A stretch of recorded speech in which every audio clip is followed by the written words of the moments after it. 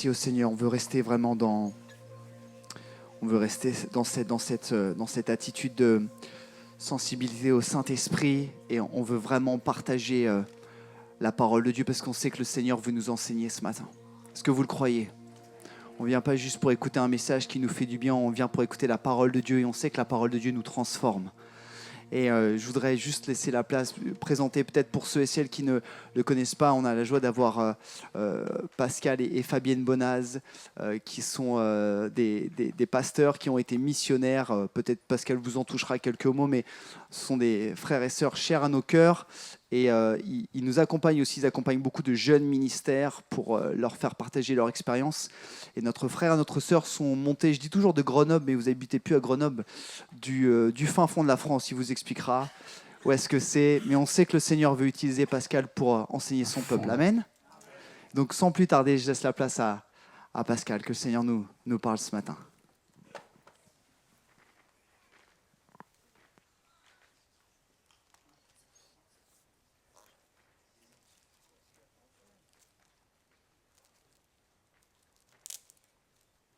Que je prie. 1, 2, 3. Ah, ça marche. Fantastique. Ouais. Tu veux que je prie ? Ok. Yes. Eh bien, Seigneur, nous te prions tous ensemble.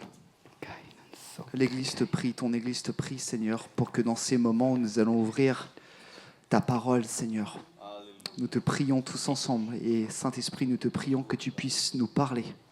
Seigneur, nous voulons ouvrir nos cœurs, nous voulons ouvrir notre raisonnement. Nous voulons plier le genou devant toi, Seigneur, pour que tu puisses venir nous toucher au plus profond de notre être, Seigneur. Que ta parole fasse son œuvre en nous. Nous te prions pour notre frère qui va dispenser la parole. Saint-Esprit, utilise-le, dirige-le, conduis-le. Au nom de notre Seigneur Jésus, nous prions. Amen. Merci, Seigneur. Amen. Bonjour. On est heureux d'être avec vous. Donc, tu veux te lever, Fabienne ? Voilà. Je vous montre la... Voilà, on vient de faire 40 ans de mariage, c'est pas mal. On a fait un long parcours. Voilà, j'étais là l'année dernière, mais j'étais tout seul. Comme vient de le dire Mathias, ça fait 37 ans qu'on est dans le service à plein temps, donc on a fait 18 années en Afrique centrale, donc dans 3 pays différents, en République centrafricaine, à Brazzaville. Je ne sais pas s'il y a des Brazzavillois dans la salle. Et puis au Tchad. Et donc, on est rentré depuis 2004. Donc, comme tu l'as dit, on n'a plus de charge. On était longtemps à Grenoble, mais on n'a plus de charge de paroisse, comme on dit, d'église. On bouge beaucoup. Depuis ces 6 dernières années, on accompagne des jeunes ministères. C'est ce qu'on a à cœur, l'implantation d'églises en France. Donc on accompagne des jeunes qui implantent et puis d'autres qui prennent le relais d'églises existantes. Et puis on a une grosse partie, un gros tiers de notre travail qui se passe avec la mission. C'est dans notre cœur. On avait reçu avec Fabienne vraiment un appel précis pour la mission quand on était encore jeunes convertis avant d'être mariés. Donc je dirais le seul article de notre contrat de mariage, quasiment, c'était la mission. Ce qui fait qu'on est parti, on est revenu. Et on continue de préparer maintenant, d'envoyer des gens, puis de voyager. Là, dans 2 jours, je pars sur Madagascar, donc mardi matin, Dieu voulant. Et je voudrais juste donner un témoignage pour qu'on puisse s'élargir. Ça fait 4 ans que je vais dans le nord du Togo. Donc le Togo, c'est l'Afrique de l'Ouest, c'est un petit pays qui est très christianisé en bas, au sud, et puis islamisé au nord, frontalier avec le Burkina qui est juste au-dessus. Et on fait de la formation depuis 3 ans, donc 3-4 ans avec des pasteurs du Nord qui implantent des églises dans des régions musulmanes, mais surtout très animistes, avec beaucoup de sorcellerie, de choses comme ça. Et donc, on ne travaille pas tout seul, on travaille avec d'autres missions. Et puis, on forme des gens de différentes dénominations. Donc, j'y étais en avril pour 10 jours. Et puis, derrière nous, en début juillet, il y a toute une équipe d'une centaine de personnes. Il y avait 30 personnes de Suisse, donc des gens d'école biblique qui sont partis avec la mission Frontiers pour faire de la formation et pour évangéliser, pour aller dans les villages donc qui sont 100% musulmans. Donc il y avait une trentaine d'Européens, mais il y avait 70 Africains avec eux, la majorité des Togolais et des Béninois. Et pour vous dire qu'en 3 semaines, donc ils sont allés dans des endroits assez reculés, ou à certains endroits où l'évangile arrivait pour la première fois, mais le résultat des courses, c'est qu'en 3 semaines, il y a eu 150 personnes de l'islam qui ont donné leur vie à Jésus. Il y a eu 75 baptêmes à la fin du camp. Les autres se font baptiser progressivement, puis ils ont créé, ils ne les ont pas laissés comme ça, les pasteurs s'en occupent. Ils ont des groupes de maisons, de nouveaux convertis. Dans ces endroits-là, ce n'est pas toujours évident d'avoir un bâtiment il y a beaucoup de mosquées, mais il n'y a pas beaucoup d'églises. Et puis, c'est plus prudent d'être dans la maison, dans des maisons cachées. Mais donc, le pasteur Caleb, avec qui je travaille, m'envoie des nouvelles toutes les semaines parce qu'il suit plusieurs de ces groupes et il continue à baptiser des gens de la famille qui se convertissent à Jésus. Pour vous dire qu'il y a du travail énorme qui se fait dans l'islam. C'est ni sur BFM TV, ni sur France Info, ni au JT de 20h, mais Dieu est à l'œuvre. Dans tous nos pays et à l'extérieur. Et ça doit nous encourager, nous qui sommes en France. Voilà. Si vous voulez faire un jour un voyage sur le terrain missionnaire, venez me voir. J'ai de bonnes adresses pour vous. Mon thème, je voudrais aller dans le thème ce matin. Je ne sais pas si c'est affiché. Voilà. Donc, j'aimerais vraiment nous sensibiliser. J'ai appelé ça « étendre nos limites ». Quand je discutais il y a quelques semaines avec Mathias, il me disait « notre Église est en train de grandir ». Effectivement, je constate, il n'y a pas beaucoup de place libre, visiblement. Donc, c'est un bon problème. C'est une bonne chose. Vous êtes en croissance. Et je crois qu'il faut être dans cette perspective que Dieu veut étendre nos limites, toujours. Le royaume de Dieu n'est pas statique. Tout ce qu'il y a, quand Dieu a créé la vie, il a créé la vie pour qu'elle se développe et qu'elle se reproduise. Sinon, on meurt et on disparaît. Et donc, la vie spirituelle, c'est pareil. L'extension de l'Église, du royaume de Dieu, c'est exactement la même chose. Dieu veut la croissance. Et jusqu'au retour de Jésus, le royaume de Dieu, et Jésus a dit, il n'est pas spectaculaire, il est dans les cœurs. Les disciples lui ont demandé à un moment, mais quand viendra le royaume ? Alors, le royaume est déjà venu. Il est venu au travers de Jésus.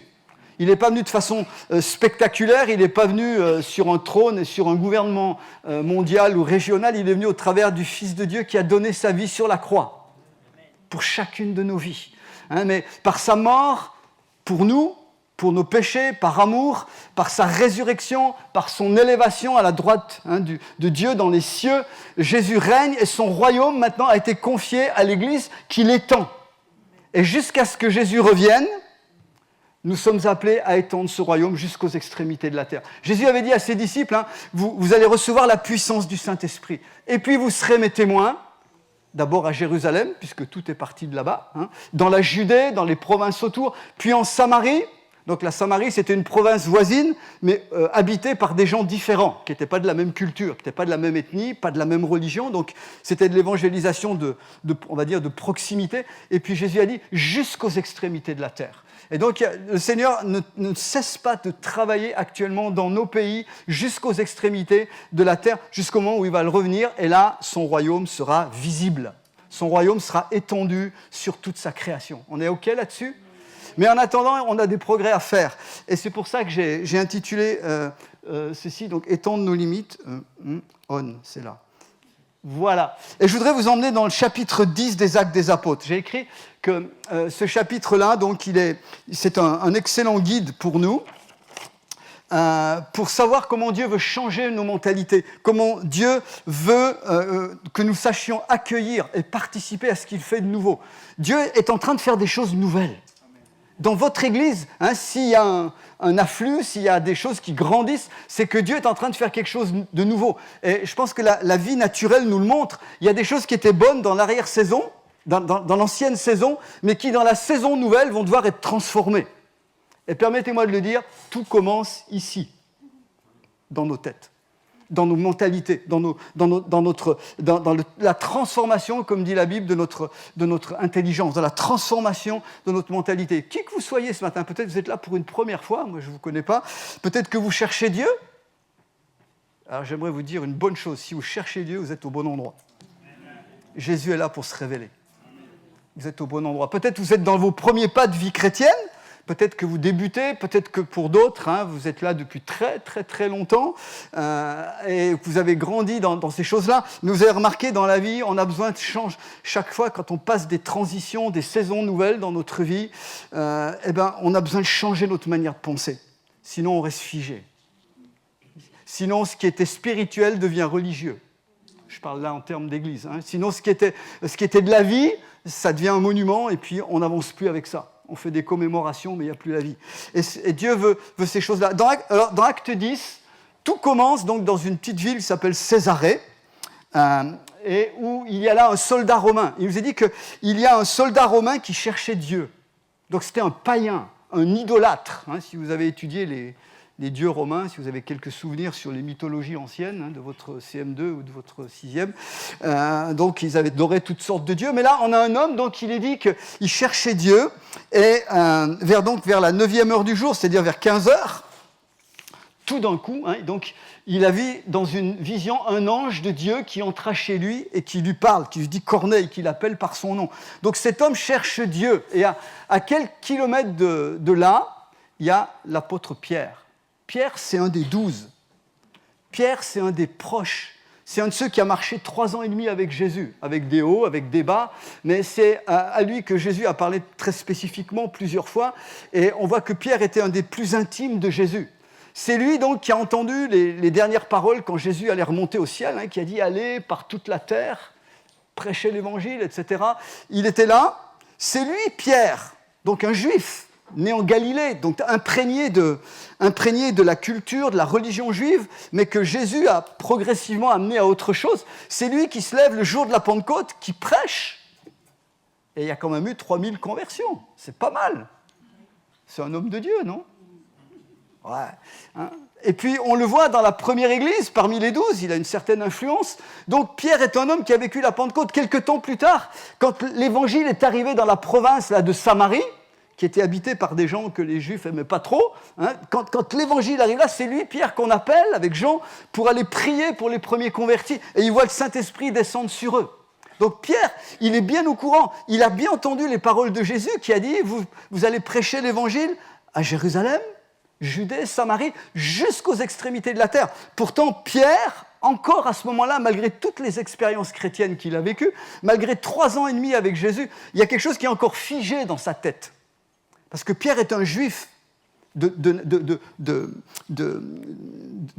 de religion à la base, et un juif ne met pas les pieds dans la maison d'un païen. C'est interdit, c'est des impurs. C'est des gens souillés, on ne fraternise pas avec ces gens-là, on met même pas le pied chez eux, on n'a pas de relation, c'était comme ça à l'époque. Et donc, voilà que Pierre, là où il est, à quelques kilomètres, tout d'un coup, il a une vision. Il vit le ciel ouvert.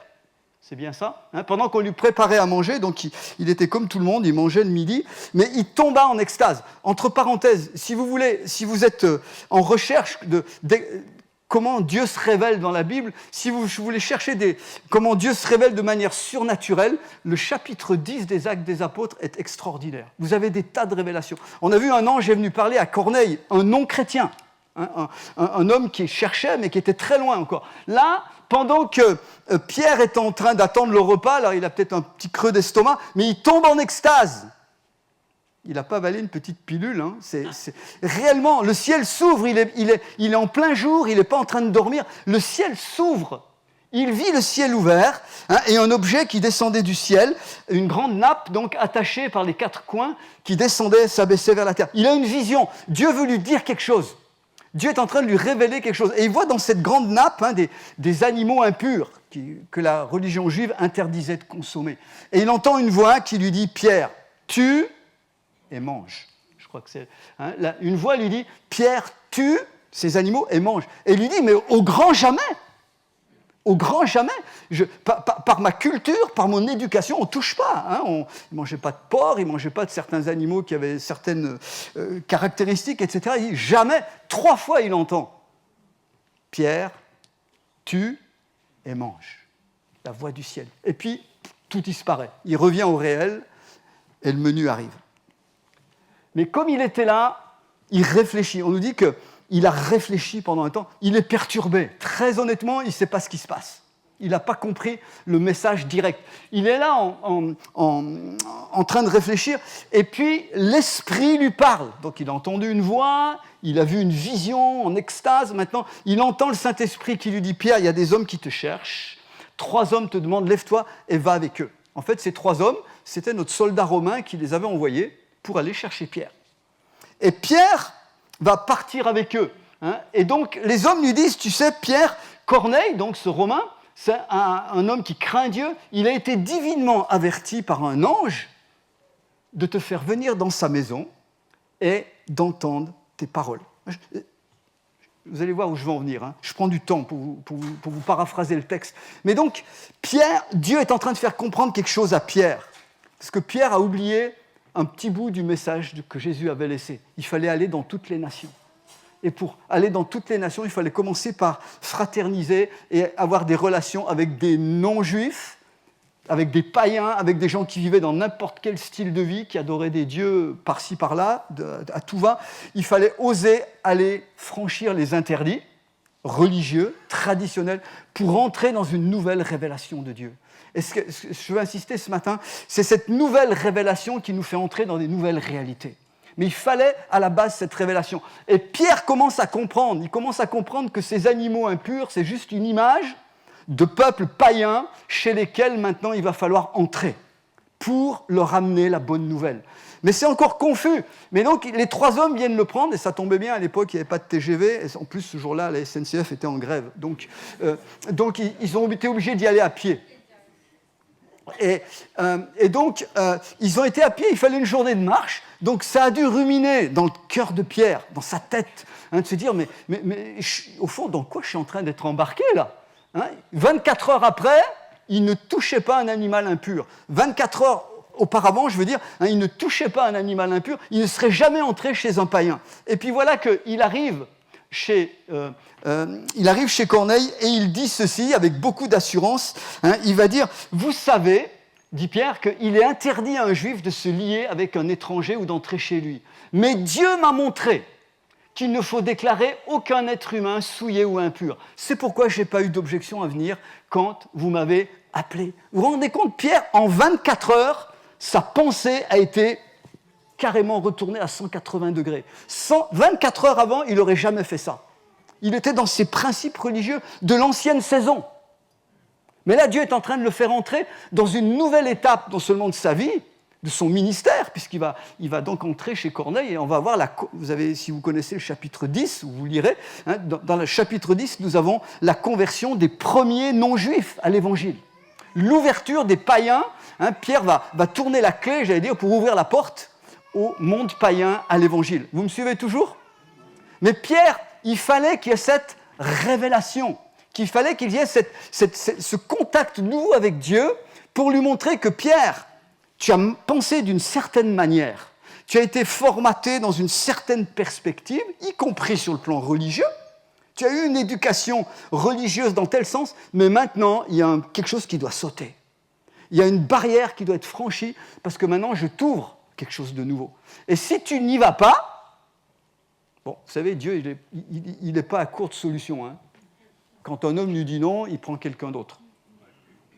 Mais c'est quand même dommage pour celui qui a dit non. Amen. Il n'est pas à court de ressources. Mais il avait dit à Pierre, c'est toi qui ouvriras. Je te donne les clés, tu ouvriras. Donc, Pierre a bien compris. Mais il a fallu... Moi, ce qui m'étonne dans ce texte, c'est qu'en 24 heures, il est retourné comme une crêpe.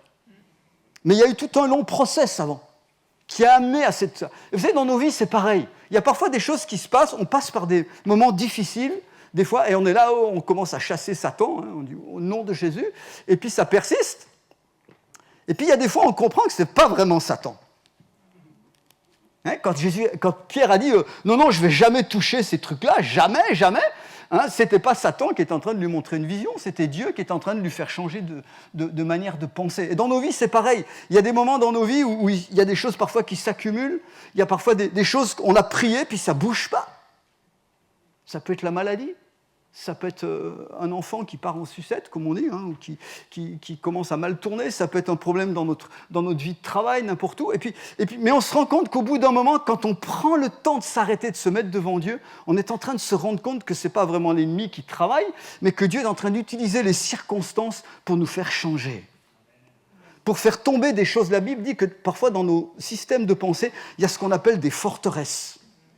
Je pense que vous avez ça en Normandie, des lieux hauts, des hauts lieux, surtout sur des collines, c'est ce que c'est qu'une forteresse autour d'un château. Une forteresse, par définition, c'est fait pour se protéger. Ça protège une citadelle, une ville forte, un lieu stratégique, etc. Et donc, la forteresse a été construite avec le temps. Il a fallu mettre pierre sur pierre pour bien protéger. Et parfois, dans nos têtes, c'est la même chose. Selon notre passé, selon l'éducation qu'on a eue, selon notre famille, selon notre éducation ou non religieuse, idéologique, il y a des choses qui se sont construites en nous. Puis pour nous, c'est évident, on a grandi avec, on s'est développé avec. Il y a des choses qu'on a construites nous-mêmes parfois parce qu'on a trop souffert. Et on s'est dit plus jamais ça. Donc on se recroqueville, on met des barrières autour de nous, on dit « Ah, ce genre de personne, je ne fréquenterai plus jamais.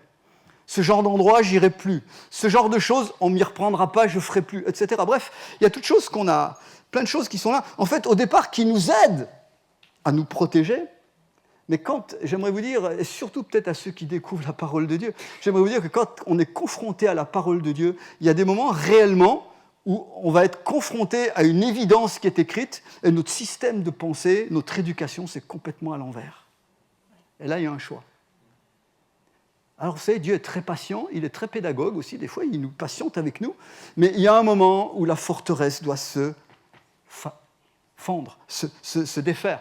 Et donc, je passe un petit peu en avant, mais je voudrais dire ce matin, par rapport à votre Église, par rapport peut-être à ceux qui sont les membres de l'Église, par rapport aux responsables, il y a un temps nouveau pour vous.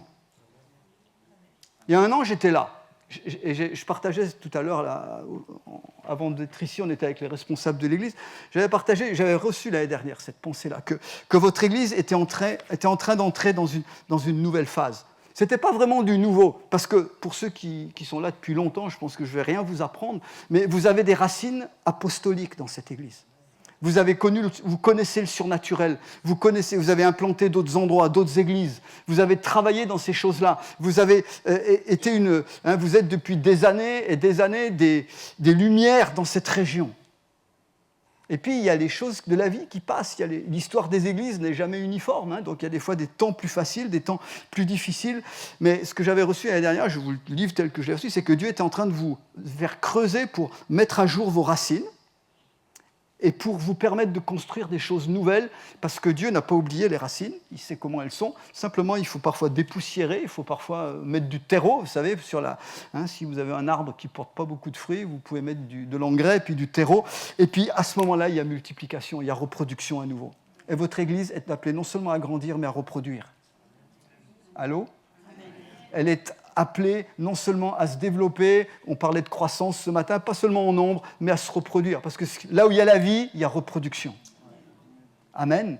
Et ça, c'est un temps nouveau. Et c'est nouveau, et puis en même temps, c'est ce qui était au départ. Il n'y a rien de nouveau sous le soleil. Mais c'est quelque chose qui doit être réanimé avec des formes, avec des façons de faire qui sont plus celles d'il y a 10 ou il y a 50 ans. C'est évident, avec le temps présent. Mais Dieu travaille sur ces choses-là parce qu'il connaît votre ADN. Et elle n'a pas changé. Elle se poursuit.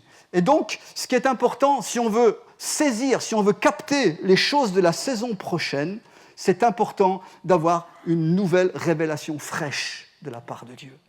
Je ne sais pas comment vous lisez la Bible. D'abord, je ne sais pas si vous la lisez, mais ce serait pas mal. Mais la Bible est quelque chose qui nous renouvelle sans cesse. Moi, ça fait 43 ans que je suis converti, mais ça fait 48 ans, au moins presque 50 ans, que je lis la Bible. Je me suis converti avec la Bible.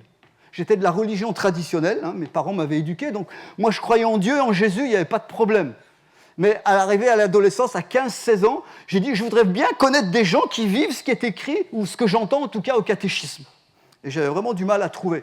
J'ai acheté une Bible, j'ai commencé à lire Genèse, ça m'a passionné. Je suis arrivé dans l'Exode, je me suis enterré. enfin dans le Lévitique, après les lois, je dis qu'est-ce que c'est que ça? Mais heureusement, je suis passé au Nouveau Testament. Et quand j'ai lu l'histoire de Jésus, je dis mais c'est fantastique, c'est possible ça. Je me suis dit une chose, je me suis dit, soit le gars, donc Jésus, soit c'est vraiment un grand imposteur, tous ceux qui ont écrit ça, c'est vraiment une farce, mais alors il faut les crucifier ou les brûler. Mais si c'est vrai, waouh, quelle puissance! Quelle transformation de vie! Et j'ai pris le parti de dire c'est vrai. Je suis rentré un jour dans une église évangélique, donc j'étais en école d'éducateur spécialisé, je finissais, donc j'étais avec des bouddhistes, plein de gens qui pensaient très haut, très fumeux. Je faisais partie d'un groupe de gens qui cherchaient. On se définissait comme des chercheurs. Alors la plupart étaient comme moi, des anciens catholiques ou toi, mais on cherchait. Et puis j'ai mis un jour les pieds pour un baptême d'eau dans une église comme celle-ci. Je ne suis plus ressorti le même. Je ne sais pas ce qui s'est passé. J'ai entendu le message, et pour la première fois, j'ai entendu un message qui collait avec ce que j'avais lu. Je dis, ah, ça m'intéresse. Quand le pasteur, les gens ont été baptisés, il y en avait c'était bizarre, il y avait 20 baptisés, il y avait de tout. Bref, dont ma femme, et celle qui est devenue ma femme, et 3-4 ans plus tard, c'était elle qui m'avait invité. Mais je ne me suis pas converti pour la fille, je vous rassure tout de suite. Le pasteur a fait un appel, il a dit « Qui veut donner sa vie à Jésus ?» J'ai couru devant, je ne savais pas ce que ça voulait dire. Il a prié pour moi, il ne s'est rien passé, la terre n'a pas tremblé, il n'y a pas eu d'éclair dans le ciel, mais je suis ressorti, le lendemain matin, j'étais un homme nouveau. Je voyais le monde autrement. Et j'ai commencé, et donc quelques semaines après, Dieu nous a vraiment appelés dans un message du dimanche matin pour la mission. Mais j'ai commencé, et j'ai vu comment Dieu commençait à transformer ma manière de voir. Je ne voyais plus le monde pareil. C'était plus les ambitions humaines qui me conduisaient d'avoir... ah oui, je voulais avoir un métier et puis gagner ma vie, c'était pas un problème. Mais les choses de la terre, tout d'un coup, sont devenues très, très, très floues. Dis, Seigneur, comment on te sert ? Comment ? Et dans ma tête, j'avais une éducation religieuse, une éducation légaliste, etc. Il y a plein de choses qui ont été obligées de sauter. Je dis souvent, j'avais une éducation très rigide, mais je ne savais pas. C'est mes ados qui me l'ont appris. Ça a été violent, surtout avec le premier. Donc, à un moment, je me suis rendu compte, quand il a eu 13-14 ans, qu'on commençait à se friter par les mots, verbalement. Et que j'ai compris, et que ma femme m'a dit, mais Pascal, t'es trop rigide, t'es trop légaliste, arrête, tu vas les perdre, nos enfants. Je dis, comment ça, je vais les perdre? Je leur enseigne la Bible tous les jours. Ouais, mais tu vas les perdre quand même. Et là, il a fallu faire... Là j'avais vraiment des forteresses mentales qui ont dû tomber sur ma manière d'éduquer, sur ma manière de voir les enfants, les ados, etc. Bref, je vous passe les détails, mais s'il n'y avait pas eu ce qui apparemment était une épreuve, ce qui était apparemment était une levée de bouclier, j'aurais jamais réalisé ça. Dieu permet, je me permets de dire, et je parle à quelqu'un ici, Dieu permet parfois des tempêtes dans nos vies, c'est juste pour nous ouvrir les yeux. Ça n'excuse pas le mal parfois qu'on nous fait, c'est pas un problème, c'est autre chose. Mais Dieu permet des tempêtes tout d'un coup pour qu'on soit tellement chamboulé qu'à un moment on puisse dire « Oui Seigneur, d'accord ». Et s'il n'y avait pas la tempête, on continuerait dans nos vieux styles de vie. Et j'aimerais dire, être chrétien, ça percute, quelle que soit notre origine, culturelle, d'éducation, ça percute à un moment ce qu'on a appris. C'est pas que ce qu'on a appris était mauvais, mais simplement le royaume de Dieu, ça avance. La pensée de Dieu n'est pas la nôtre. Et donc, est-ce que nous permettons au Saint-Esprit de nous donner une révélation fraîche de sa parole?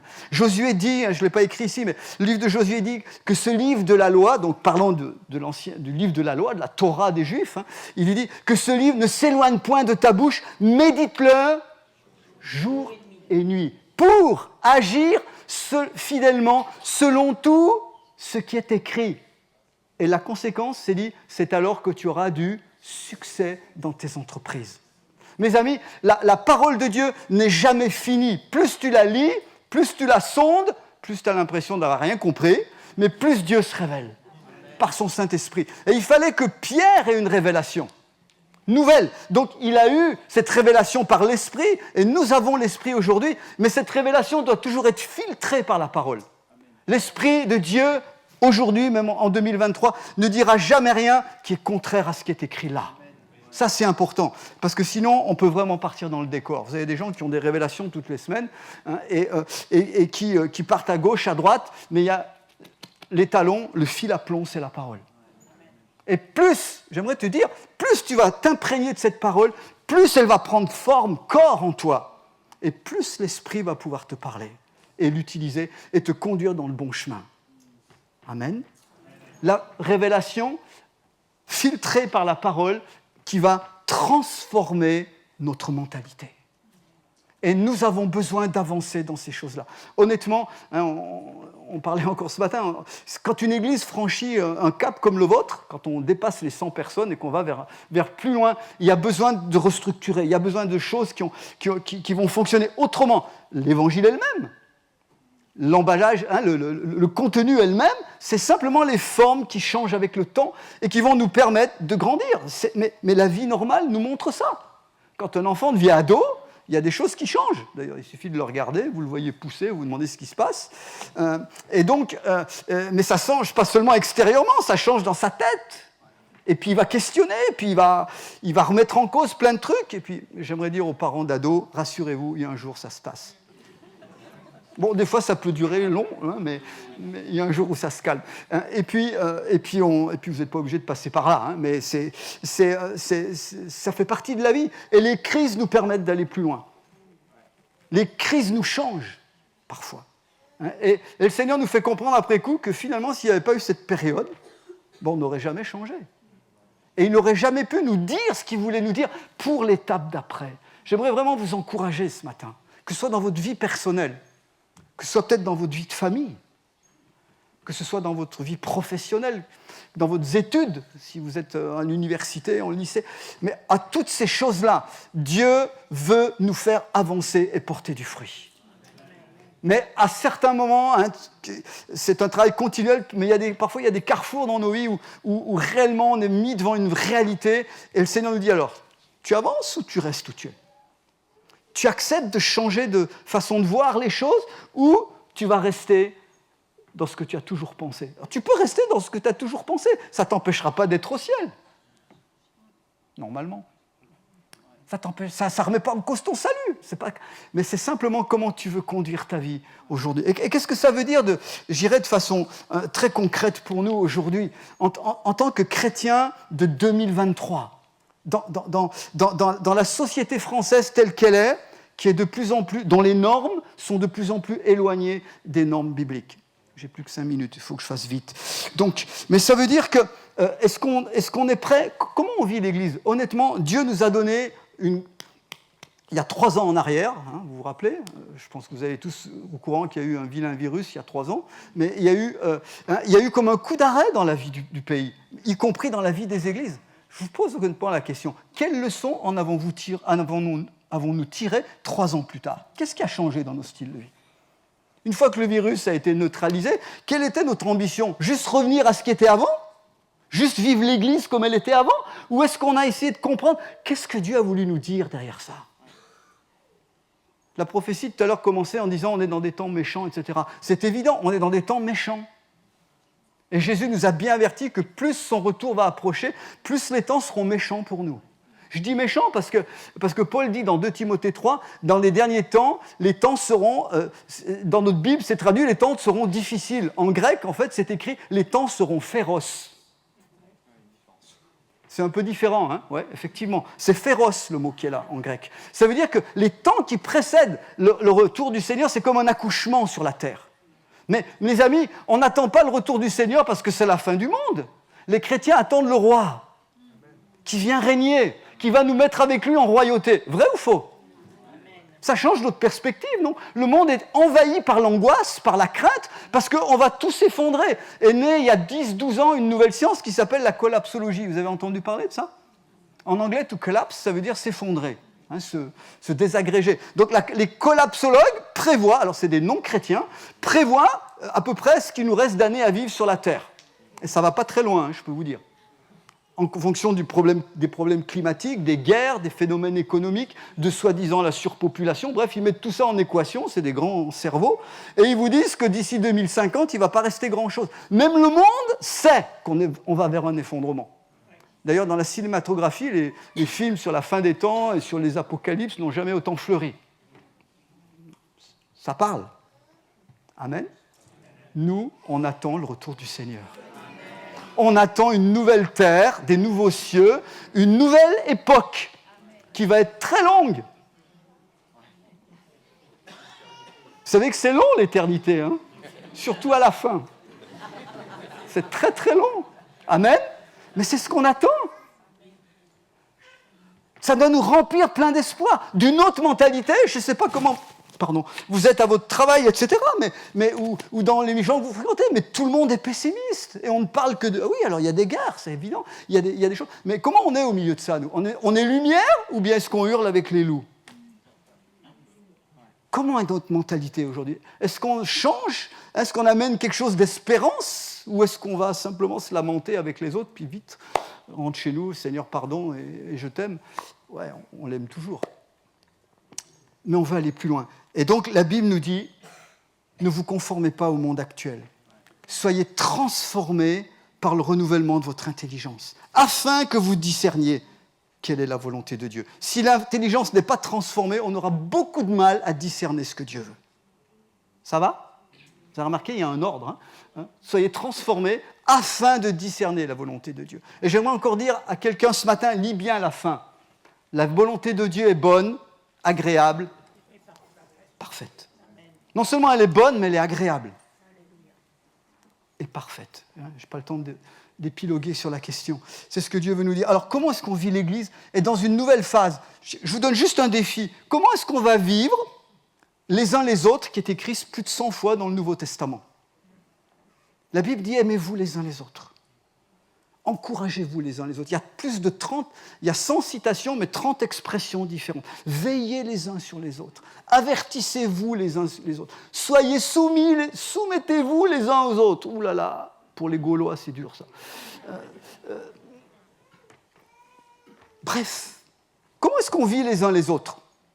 Ça veut dire concrètement qu'en tant qu'enfant de Dieu, on est responsable de ce qui se passe dans la communauté.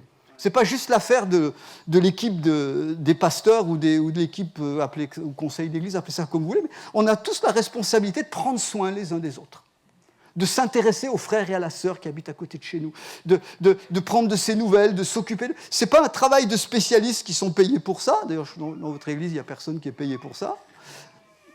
Mais c'est le travail de tous. C'est la prise de responsabilité de tous. Amen. Comment on va vivre ça ? Parce que peut-être pendant un temps, on estimait que c'est aux pasteurs à s'occuper des nouveaux, c'est aux anciens, au conseil, à s'occuper de telle et telle chose. Et nous, qu'est-ce qu'on va faire ? Comment on prend ça en compte ? J'ai vu que j'ai bien regardé le défilé, là, parce que j'étais un quart d'heure avant, donc je regarde ce qu'il y a. Vous avez des groupes de maison, je sais que vous avez des groupes de 2, 3. Vous avez donc plein de moyens de prendre soin les uns des autres. Est-ce qu'on développe ça ? Et est-ce que c'est 95% de l'Église qui fait ça, ou est-ce que c'est seulement 15% ? Ça change tout. Amen ?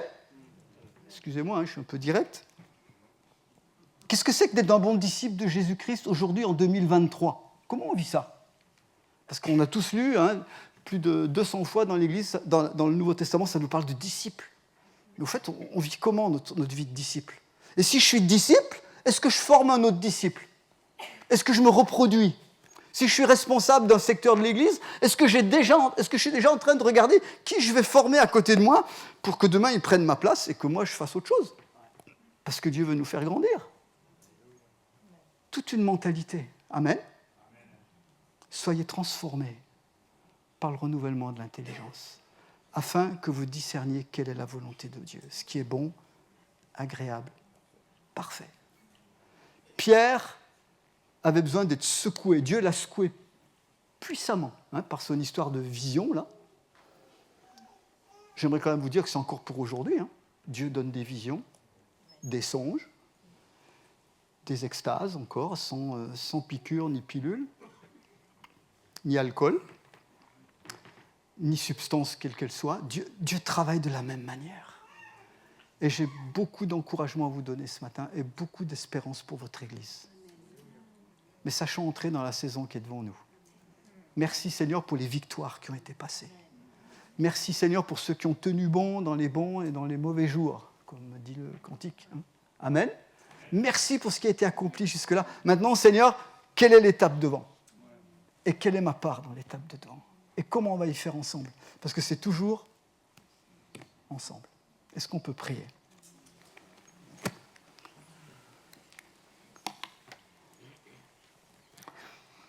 je voudrais vraiment m'adresser à des personnes très particulières. C'est ce que j'avais ce matin en priant. Je pensais à des gens peut-être tout nouveaux dans la foi, mais à d'autres aussi qui, dans leur parcours de chrétien, dans leur parcours de foi, vous êtes peut-être confrontés à une muraille. Vous êtes confrontés à un choix, je pense, délicat. Vous vous rendez compte qu'il y a un changement de saison, qu'il y a un changement d'étape dans votre vie, et qu'il y a besoin de vous ajuster dans vos systèmes de pensée. Il y a des personnes ici, à cause de la souffrance passée, je parle peut-être à des gens nouveaux ou récemment, dans des temps parfois de dépression, dans des temps où vous avez été rejeté, dans des temps où vous avez souffert, vous avez construit comme une muraille protectrice autour de vous. Et ça vous a aidé. Ça vous a aidé à rester protégé. Ça vous a aidé à être préservé de certaines agressions extérieures. Mais aujourd'hui que Dieu est devenu votre secours, aujourd'hui que Dieu est devenu votre appui ferme, vous n'avez plus besoin de ça. Et dans votre parcours personnel, je ne sais pas ce que vous vivez, mais le Seigneur est en train de vous montrer que ce qui était autrefois des moyens de protection, en fait maintenant c'est un obstacle. Ça empêche Dieu de faire une œuvre profonde en vous, plus profonde. Et j'aimerais vous inviter simplement ce matin à amener ça au Seigneur, à renoncer à ce qui a été, à dire Seigneur, voilà, oui, j'ai construit ça autrefois, j'ai mis ça en place, mais je reconnais aujourd'hui que c'est un moyen qui n'est plus adéquat par rapport à ce que tu me fais découvrir, par rapport à qui tu es. Et simplement le déposer devant Dieu. L'apôtre Paul, je n'ai pas eu le temps d'aller lire ça, mais dit dans un autre texte, il dit « Nous abattons des forteresses ». Il dit, nous, toute construction, toute hauteur qui s'élève contre la connaissance de Christ, nous renversons ces choses-là. Et peut-être dans un premier temps, tu vas te dire, mais c'est une souffrance, je me mets à nu. Oui, tu te mets à nu. Tu enlèves tes défenses, mais Dieu va pouvoir faire une œuvre totale en toi. Et te montrer combien il est, lui, ta protection. Lui, ton refuge. Lui, ton berger.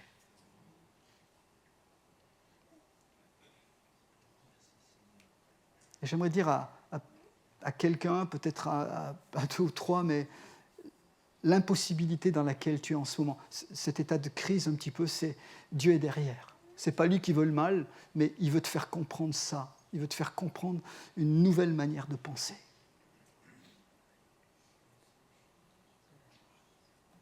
Pour que tu sois libre. Et c'est seulement la parole de Dieu qui rend libre. Vous connaîtrez la vérité vous affranchira. Je te remercie ce matin, Seigneur, pour les personnes qui sont ici, qui ont des raisonnements à faire tomber.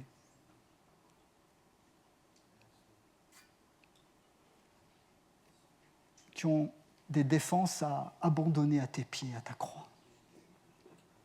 Non pas pour être dépouillés, mais pour être revêtus de toi.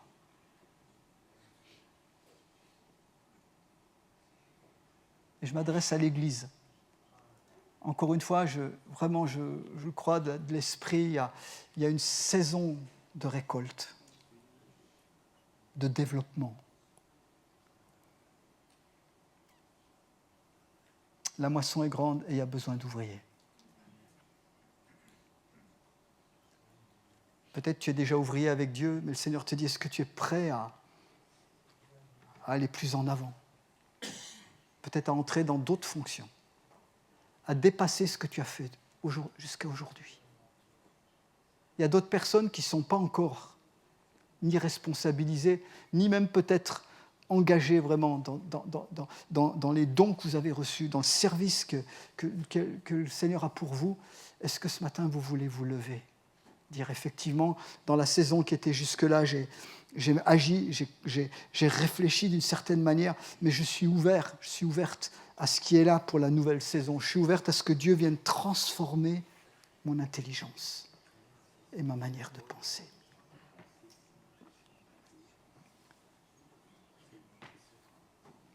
Je veux te prier, Seigneur. Je te remercie de ce matin de ce que tu ne nous laisses jamais stagner.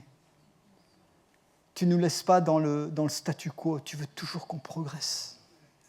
Merci pour ta parole, Seigneur, parce qu'elle est vivante. Et tu as dit que si nous la mettons en pratique, c'est alors qu'on va avoir du succès dans notre vie. Qu'on va avoir des changements, des transformations du fruit. Je bénis cette assemblée. Au nom de Jésus-Christ. Merci notre Père. Vous êtes une dame ici. Vous êtes enfermée dans une... je voyais comme les donjons, là, comme les tours dans les châteaux forts. Vous êtes enfermée dans une forteresse de solitude et de rejet. Parce qu'effectivement, vous avez vécu du rejet. Et vous l'avez vécu à plusieurs étapes de votre vie. Vous l'avez vécu quand vous étiez enfant. Vous avez essayé de vous en sortir quand vous étiez ado et jeune adulte. Et puis, les aventures sentimentales vous ont fait expérimenter encore plus de rejet. Et vous êtes là. Et vous êtes très consciente de ça. Très consciente que c'est comme s'il y a des choses qui sont murées dans vos pensées et surtout dans vos émotions. Vous avez fermé des choses pour ne pas souffrir plus. L'Esprit de Dieu est là ce matin. Je ne sais pas qui vous êtes, je ne sais pas où vous êtes, mais ça ne m'importe pas. Ce qui compte, c'est que vous êtes là en face de Dieu. Et le Seigneur veut percer cette muraille pour vous rendre libre. Et la question qu'il vous pose, alors qu'il vous aime, et vous savez que Dieu vous aime, vous savez que Dieu est réel, qu'il est vivant, vous croyez. Mais le Seigneur vous pose cette question, est-ce que tu acceptes pour que je puisse travailler en toi de devenir à nouveau vulnérable? Est-ce vulnérable non pas aux hommes, mais à moi, à Dieu, à ma manière de penser, à mon esprit? Est-ce que tu es capable, est-ce que tu es d'accord d'ouvrir ton cœur? Que je vienne, le Seigneur dit, vraiment vous dit qu'il veut venir visiter, nettoyer, purifier tout ce qui a pu vous affecter, vous attrister, vous détruire. Et qu'une fois qu'il aura nettoyé, mis en lumière, il va reconstruire. Mais si vous restez dans votre tour, ça ne vous empêche pas d'aimer Dieu, de quelquefois sentir l'amour de Dieu, mais vous allez rester dans votre désespoir. Et je vous invite simplement ce matin à aller voir un des responsables de l'Église et à ce que vous puissiez ouvrir votre cœur et que les personnes puissent prier avec vous, vous conseiller. Vous n'êtes pas seul. Il y a des gens ici qui sont prêts à vous aider et qui ont la compétence pour. On te bénit ce matin, Seigneur.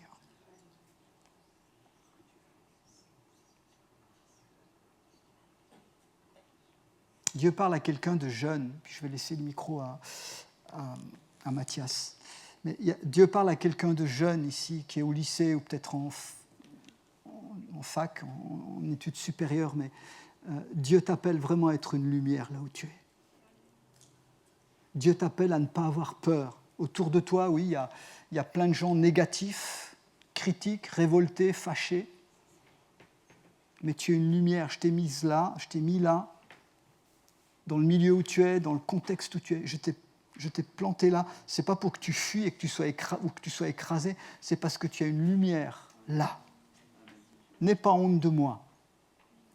Et tu vas voir que ta joie, ton témoignage chrétien vont aider des personnes. Tu n'auras même pas besoin d'aller les chercher. Simplement, quand tu vas prendre telle ou telle position au milieu du groupe, ça va te demander du courage. Peut-être ça va t'attirer certains mépris, mais tu vas voir que des gens qui cherchent la vérité, qui cherchent la lumière, vont être attirés par toi. Et tu seras un instrument pour emmener les gens au Seigneur. Sois ferme. Ne te décourage pas. Ne te laisse pas impressionner. Merci Seigneur. Je prie pour ces personnes que la grâce, la puissance de Dieu soit sur vous.